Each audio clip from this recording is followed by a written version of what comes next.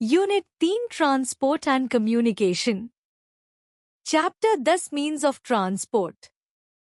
Learning Objective. After reading this lesson, the children will learn why we need means of transport. Learn about the various means of transport. Learning Objective.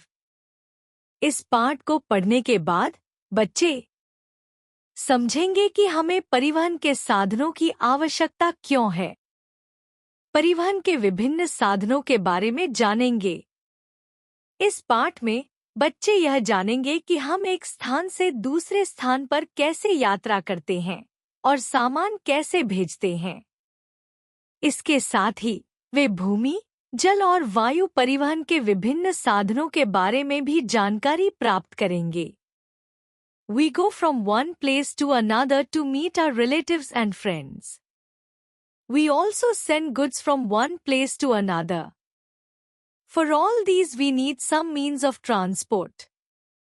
There are 3 types of means of transport: land transport, water transport and air transport. हम एक जगह से दूसरी जगह जाते हैं ताकि अपने रिश्तेदारों और दोस्तों से मिल सकें। हम सामान भी एक जगह से दूसरी जगह भेजते हैं। इन सब के लिए हमें कुछ ट्रांसपोर्ट, परिवहन के साधनों की आवश्यकता होती है। ट्रांसपोर्ट के 3 मुख्य प्रकार हैं: लैंड ट्रांसपोर्ट, भूमि परिवहन, वाटर ट्रांसपोर्ट, जल परिवहन, और एयर ट्रांसपोर्ट, हवाई परिवहन। इस पैराग्राफ में बताया गया है कि लोगों और सामान को एक स्थान से दूसरे स्थान पर पहुंचाने के लिए विभिन्न प्रकार के परिवहन साधनों की जरूरत होती है।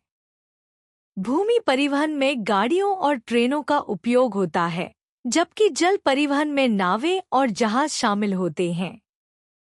हवाई परिवहन में विमानों का इस्तेमाल होता है।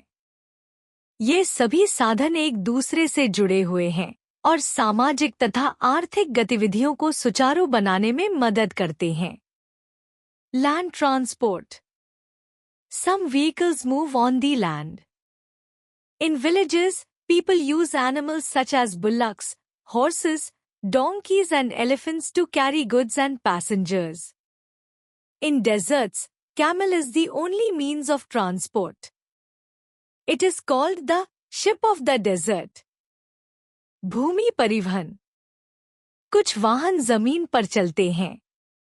गांवों में लोग सामान और यात्रियों को ले जाने के लिए बैल, घोड़े, गधे और हाथियों का उपयोग करते हैं। रेगिस्तान में ऊंट एकमात्र परिवहन का साधन है। इसे रेगिस्तान का जहाज कहा जाता है। इस पैराग्राफ में बताया गया है कि भूमि परिवहन विभिन्न प्रकार के वाहनों का उपयोग करता है जो विशेष रूप से भूमि पर चलते हैं। गांवों में लोग जानवरों का सहारा लेते हैं, जो परिवहन के पारंपरिक और प्राकृतिक साधन हैं। ये जानवर न केवल सामान ले जाने में मदद करते हैं, बल्कि ग्रामीण परिवहन में भी महत्वपूर्ण भूमिका निभाते हैं। रेगिस्तान में ऊंट की विशेषता इसे यात्रा के लिए सबसे उपयुक्त बनाती है, क्योंकि यह कठिन परिस्थितियों में भी लंबी दूरी तय कर सकता है।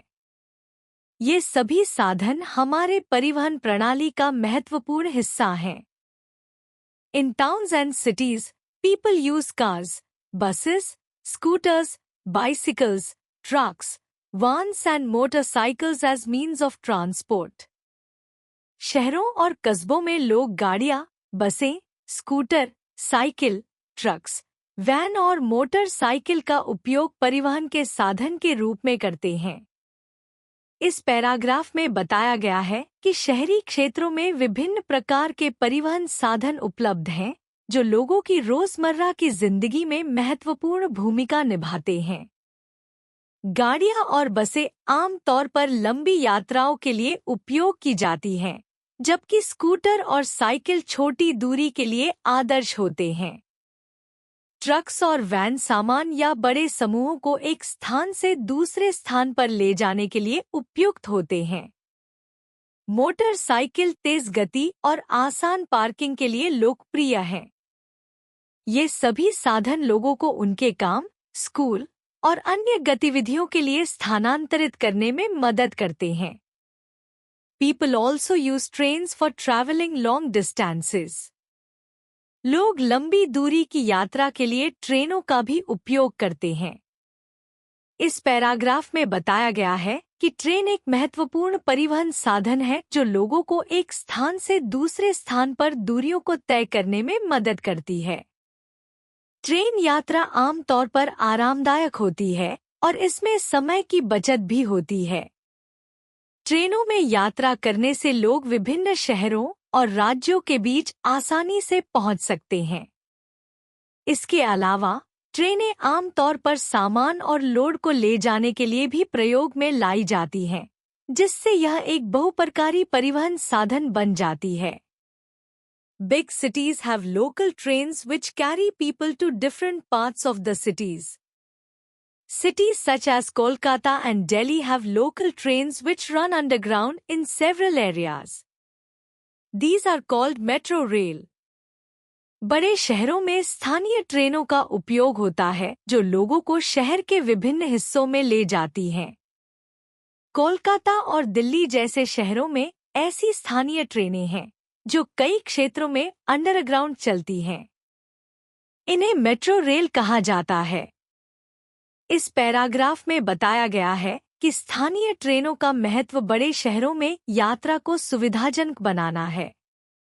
मेट्रो रेल यात्रा तेज और सुविधाजनक होती है, जिससे यातायात की भीड़ को कम करने में मदद मिलती है। मेट्रो के माध्यम से लोग शहर के विभिन्न भागों में जल्दी पहुंच सकते हैं और इसकी अंडरग्राउंड प्रकृति ट्रैफिक के मुद्दों को भी हल करती है। इसके अलावा मेट्रो रेल प्रणाली अक्सर एक शहर के विकास और आधुनिकता का प्रतीक होती है। Water transport. Boats, steamers, ferries and ships move on water. Boats and steamers carry people and goods across the rivers. Ships carry people and goods to distant places across the seas and oceans. Ships need a good port for loading and unloading goods. जल परिवहन। Boats, steamers, fairies और जहाज पानी पर चलते हैं। Boats और steamers लोगों और सामान को नदियों के पार ले जाते हैं। जहाज दूर दराज के स्थानों पर समुद्रों और महासागरों के पार लोगों और सामान को ले जाने के लिए उपयोग किए जाते हैं। जहाज़ों को सामान लोड करने और अनलोड करने के लिए एक अच्छे पोर्ट, बंदरगाह की आवश्यकता होती है। इस पैराग्राफ में बताया गया है कि जल परिवहन के विभिन्न साधन किस प्रकार काम करते हैं। बोट्स और स्टीमर्स आमतौर पर छोटी दूरी की यात्रा के लिए होते हैं, जबकि जहाज लंबे समुद्री सफर के लिए डिजाइन किए गए होते हैं। सही पोर्ट होना बहुत महत्वपूर्ण है, क्योंकि यह लोडिंग और अनलोडिंग की प्रक्रिया को सुगम बनाता है, जो व्यापार और वाणिज्य के लिए आवश्यक है। जल परिवहन न केवल लोगों को स्थानांतरित करता है, बल्कि यह आर्थिक गतिविधियों में भी महत्वपूर्ण भूमिका निभाता है। Air transport. Aeroplanes and helicopters fly in the air. Aeroplanes are the fastest means of transport. They need a good airport to land and take off. Helicopters go to remote areas like hills and forests. हवाई परिवहन। Aeroplane और helicopter हवा में उड़ते हैं। Aeroplane परिवहन के सबसे तेज साधन होते हैं।